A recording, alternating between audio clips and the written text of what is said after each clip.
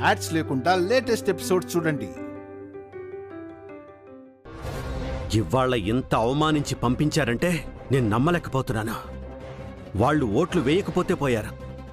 వాళ్ళ దృష్టిలో నేను చెడుగా కనిపించడమే నేను తట్టుకోలేకపోతున్నాను. ఏం చేస్తే వాళ్ళ దృష్టిలో మళ్ళీ నా స్థానం నిలబడుతుంది? నాకు తెలుసు ఏం చేస్తే మా బస్తీ వాళ్ళు పెద్దయిని మళ్ళీ నెత్తిన పెట్టుకుంటారు. నాకు బాగా తెలుసు. ఏం చేస్తావు రాజు? ఎక్కడైతే పెద్దయ్య పరువు మర్యాదలు పోయాయో అక్కడే ఆయన గౌరవాన్ని పెంచే పని చేస్తాను. ఒకటే దారుంది. ఏంటది? ముందు మనం పెద్దయ్య గారి దగ్గరికి వెళ్ళాలి. అమ్మో, నాన్న దగ్గరకా? ఇదంతా జరిగింది నా వల్లే కదా. నేను ఎదురు పడితే మండిపడతారు. ఏమి అనరు అమ్మాయి గారు, మీకెందుకు? అదంతా నేను చూసుకుంటాను. మీరు రండి అమ్మాయి గారు. పర్వాలేదా రాజు? నా మీద నమ్మకం లేదా అమ్మాయి గారు? ఉంది. రండి. అక్కా అక్కా అక్కా అక్కింట్లో లేదన్నయ్య. దీపక్కని తీసుకుని ఎక్కడికో బయటకు వెళ్ళింది. పనేంటో చెప్పండి, నేను చేస్తాను. ఏం లే చంద్ర, అక్క కనిపించిపోయేసరికి అడిగాను. మీరిలా టెన్షన్ పడకండి అన్నయ్య. ఇలా అయితే ఆరోగ్యం పాడైపోతుంది. ఎలక్షన్స్ దగ్గరకు వస్తున్నాయి చంద్ర.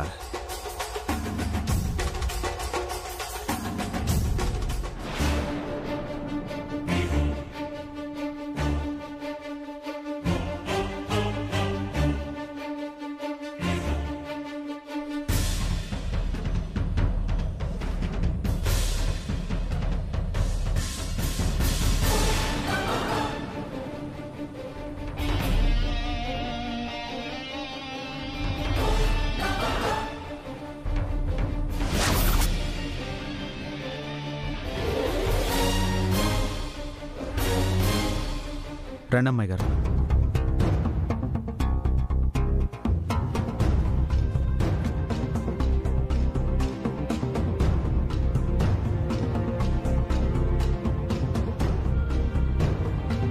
పెద్దయ్య, ఎందుకు వచ్చారో? అవమానించబడ్డ ఒక మంత్రి మనోభావాలు ఎలా ఉంటాయో తెలుసుకుందామని వచ్చారా? ఇది మయసభ కాదు, నేను దుర్యోధనుని కాదు. కానీ అవమానం ఏ యుగంలో జరిగినా ఒక మనిషిని ఎంతగా దహించి వేస్తుందో నాకు మొదటిసారి తెలిసింది. పలకరించడానికి వచ్చారా? పరామర్శించడానికి వచ్చారా? నన్ను పరిహాసం చేయడానికి వచ్చారా? పరిహారం చెప్పడానికి వచ్చాం పెద్దయ్య.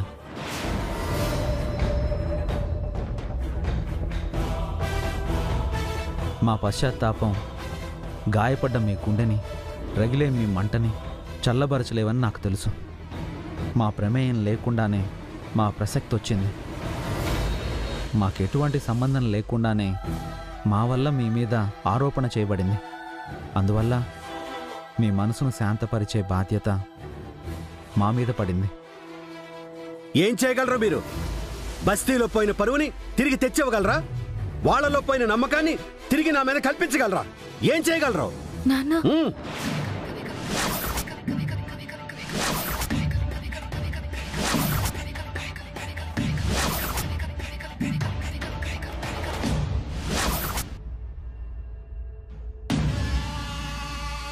మీ అంతటే మీరు వెళ్ళిపోయి ఒక బొమ్మరిల్లు కట్టుకున్నారు. ఆటైపోయింది మీ కాపురం, బొమ్మలాటైపోయింది మీ సంసారం. ఇప్పుడు మీ ఆటలో ఆకతాయిగా వేసిన ఒక రాయి అద్దాల మేడకు తగిలింది. బొమ్మరిల్లు బాగానే ఉంది, అద్దాల మేడ శిథిలమైపోయింది. ఇన్నేళ్లగా బస్తీ ప్రజల గుండెల్లో సుస్థిర స్థానం సంపాదించుకున్న ఈ సూర్యప్రతాప్ ఈ రోజు వాళ్ళ దృష్టిలో ఒక స్వార్థపరుడుగా మారిపోయాడు. కన్న కూతుర్ని అల్లుణ్ణి దూరం పెట్టిన ఒక చెండ శాసనుడిగా మిగిలిపోయాడు. నాన్న, మాకే తెలియకుండా మా మూలంగా అక్కడి ప్రజల్లో మీ మీద విశ్వాసం పోయింది. అందుకు నిజంగా మేమిద్దరం చాలా బాధపడుతున్నాం. అందుకే ఆ అపనమ్మకాన్ని వాళ్లలో పోగొట్టే మార్గం చెప్పడానికే మేమొచ్చాం. ఏం చేయమంటారు? ఇంటింటికి వెళ్ళి నోట్లు వెదజల్లమంటారా? మిమ్మల్ని కూడా వెంటేసుకెళ్ళి నా నిజాయితీని వాళ్ళకి నిరూపించమంటారా? ఏం చేయమంటారు? మీరు అవేవీ చేయాల్సిన అవసరం లేదు పెద్దయ్య. నిజానికి మీ స్థాయిలో ఉన్నవాళ్ళు తలుచుకుంటే నన్ను ఏమైనా చేయగలరు. కానీ తిరిగి ఈ దేవాలయానికి రానిచ్చారు. అవన్నీ తెలియక అపార్థం చేసుకున్న ఆ మనుషులు ఈరోజు నిజం తెలుసుకోవడానికి ఒకే ఒక ప్రయత్నం చేద్దాం. అది మీ సహకారంతోనే జరుగుతుంది. ఏం చేయాలి నేను? ఈ అద్దాల మేడ వదిలి మా బొమ్మరింటికి భోజనానికి రావాలి.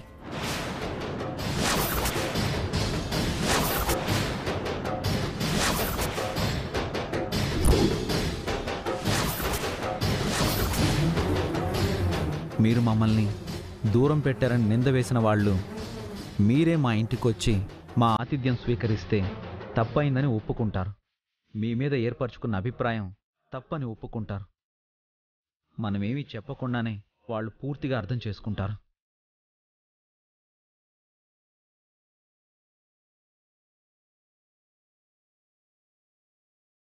అవునన్నయ్య, రాజు చెప్పింది బాగుంది.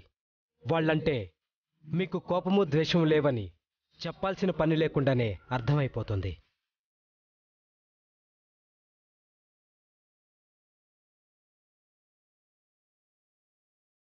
నాన్న, మీరెప్పుడూ రాజకీయంగా ఓడిపోలేదు, కన్న తండ్రిగా కూడా ఓడిపోలేదు.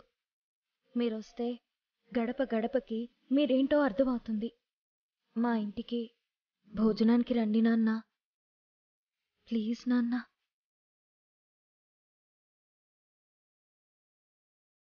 ఒప్పుకోండి బావగారు, వాళ్ళు చెప్పేది మీ మంచికే కదా.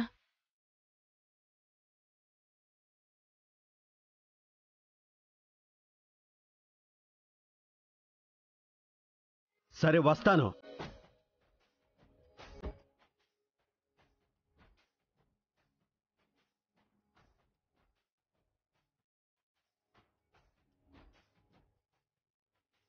బియ్యాల వారి హోదాలో కాదు, విద్యాశాఖ మంత్రి హోదాలో.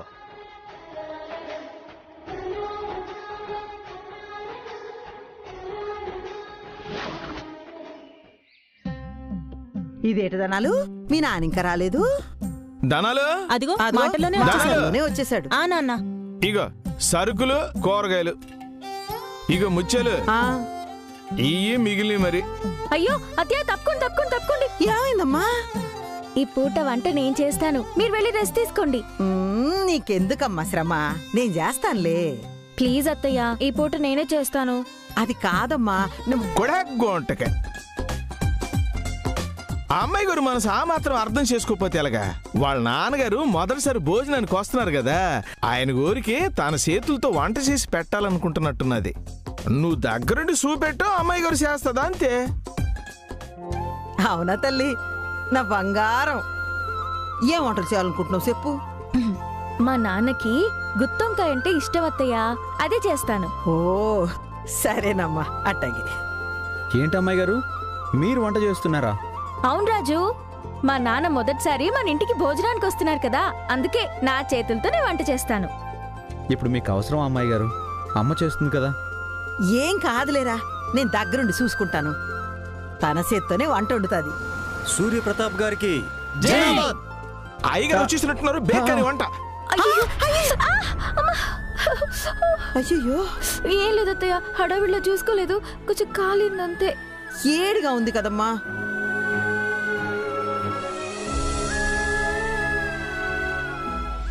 సూర్యప్రతాప్ గారికి, ఒక్క నిమిషం సార్. సూర్యప్రతాప్ గారికి. సార్ ఒక్క నిమిషం సార్. సార్, సూర్యప్రతాప్ గారు, ఈ ఎలక్షన్స్ లో మీ పార్టీ పరిస్థితి ఎలా ఉంటుందనుకుంటున్నారు?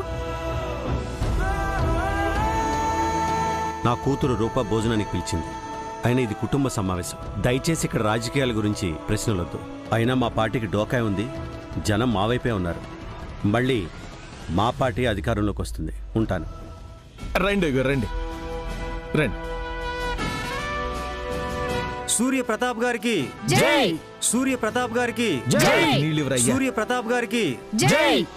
కాళ్ళు కడుక్కోండి పెద్దయ్య.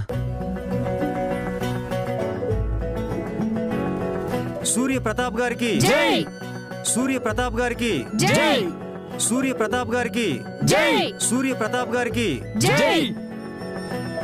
సూర్యప్రతాప్ గారికి, సూర్యప్రతాప్ గారికి, సూర్యప్రతాప్ గారికి, సూర్యప్రతాప్ గారికి.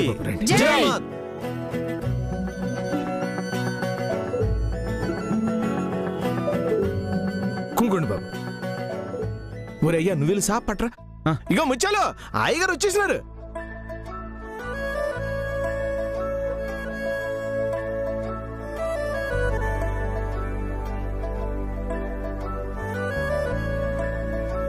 నమస్తే.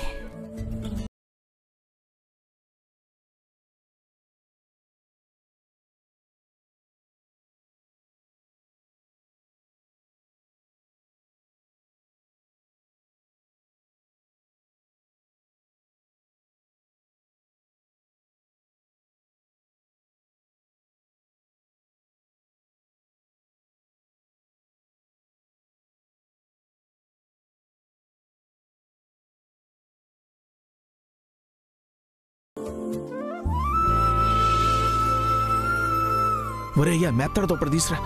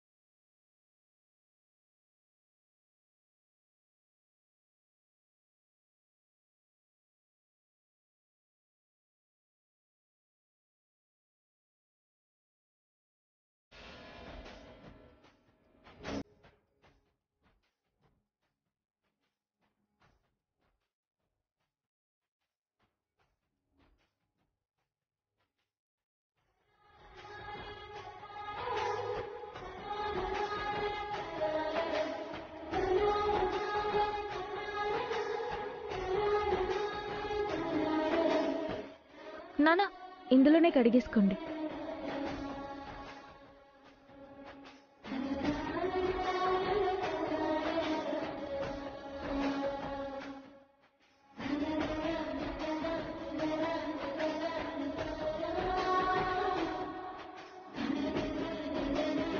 వంటలు బాగున్నాయి, భోజనం అద్భుతంగా ఉంది.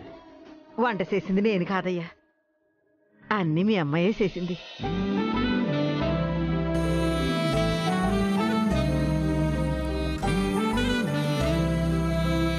వెళ్ళొస్తాను.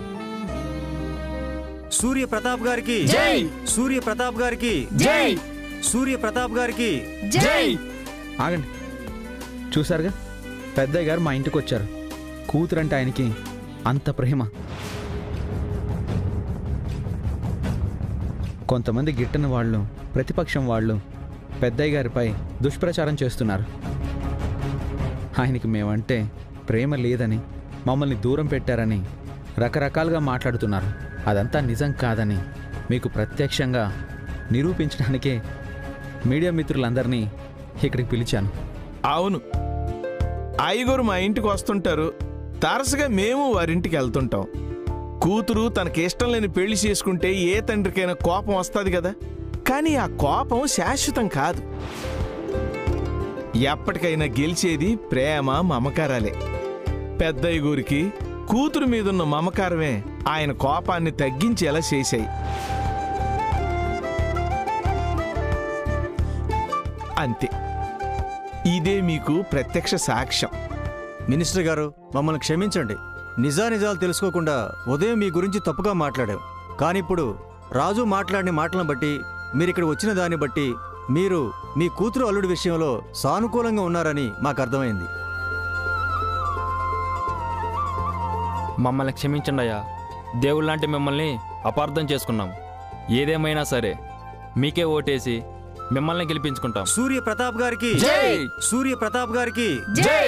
సూర్య ప్రతాప్ గారికి జై! సూర్య ప్రతాప్ గారికి జై! సూర్య ప్రతాప్ గారికి జై! ఎంతో కష్టపడి ప్లాన్ చేస్తే అంతా రివర్స్ అయిపోయింది. వెంటనే ఈ విషయం విజయాంబిక గారికి చెప్పాలి.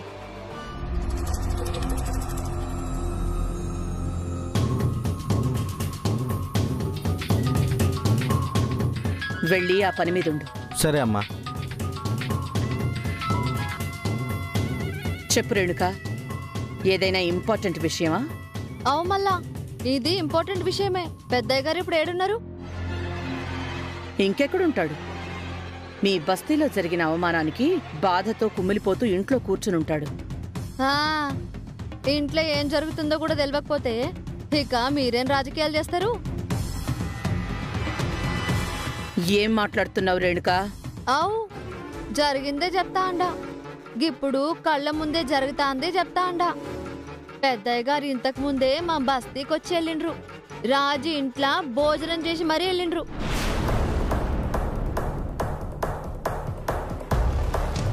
నా తమ్ముడు బస్తీకి రావడం ఏంటి? రాజు ఇంటికొచ్చి మరీ భోజనం చేయడం ఏంటి? ఇదెలా జరిగింది? ఆ, ఇదంతా ప్లాన్ చేసింది రాజునే. రాజు రూపం ఇంటికొచ్చి పెద్దయ్య గారిని కన్విన్స్ చేసి ఇడికి రప్పించిర్రు.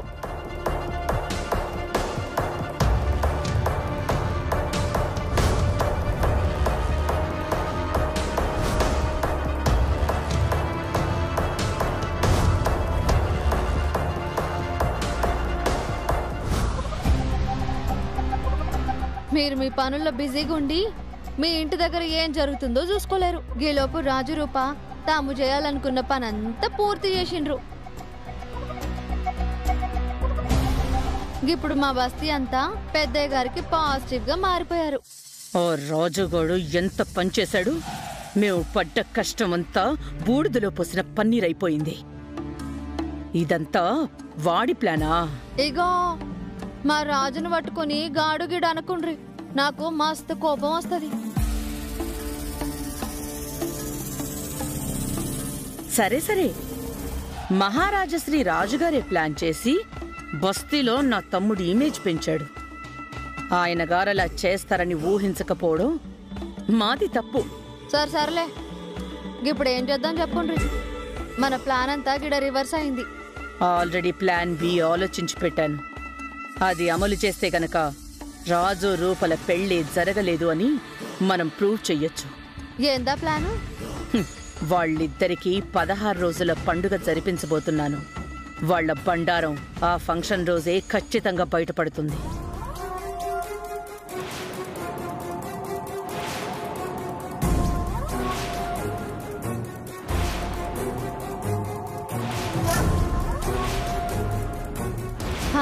ప్లాన్ అయితే మస్తుగుంది. గిదైనా వర్కౌట్ అయ్యేటట్టు చూడుండ్రి. ఉంటామల్లా.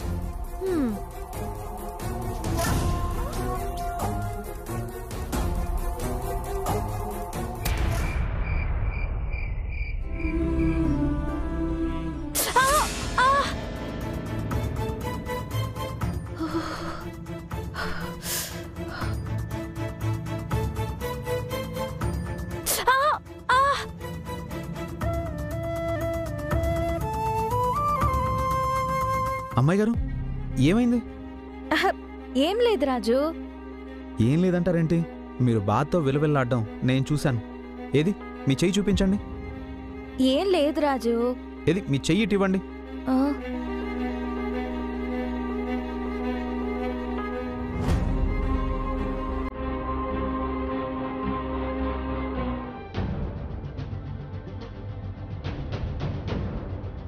అయ్యో ఏమైంది అమ్మాయి గారు?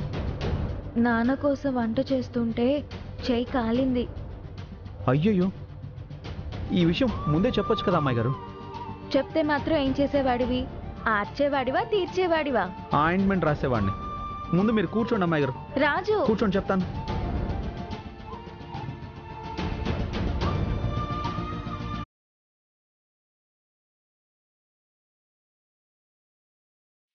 మా ఐషు కోసం తెచ్చాను ఈ ఫస్ట్ ఎయిడ్ బాక్స్. దానిలాగే మీరు కూడా ఏదో ఒకటి చేసుకుంటూనే ఉంటారు. ఏంటిది అమ్మాయి గారు, జాగ్రత్తగా ఉండాలి కదా. ఎంత సుకుమారంగా పెరిగారు.